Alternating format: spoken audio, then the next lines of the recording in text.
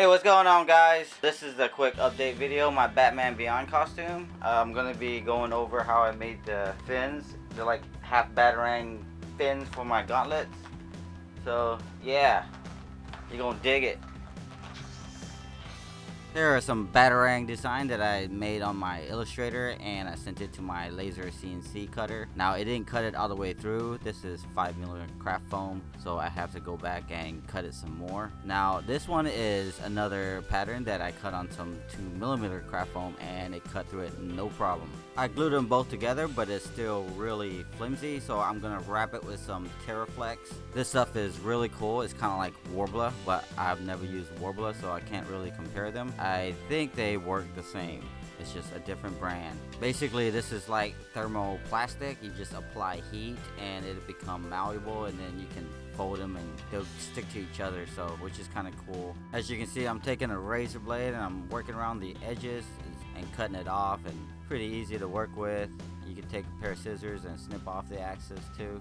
Once I get all my rough cuts out of the way, I'm gonna go ahead and use the heat gun and reheat it. Just kind of press in the edges with my little putty clay knife or whatever that is. You could even take it and rub it on top of the table or something smooth, not sticky. I'm using wax paper so it won't stick. I'm using this putty knife thingy so I can press in my details. Can somebody please tell me what this tool is called? Yeah, and you only got a few minutes to work with this stuff, so every now and then you gotta reheat it so you can mess with it some more. Taking a razor blade and taking jabs at it so I can make some holes. This will let the air come out whenever I take my pen and, push in more details.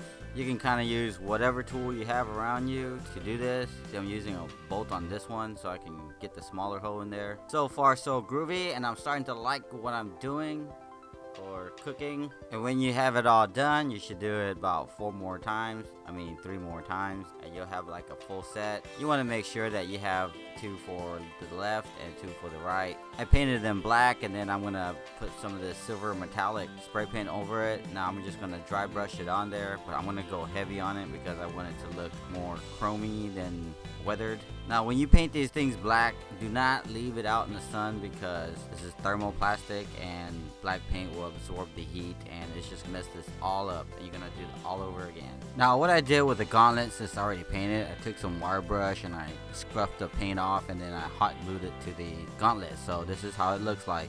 I hope you guys liked the video. I hope y'all learned something. You probably don't want to leave them in 100-degree weather outside in the car because that may come apart. But then again, a lot of this stuff is held together with hot glue too, so you kind of want to avoid leaving any cosplay in a hot car or in the sun or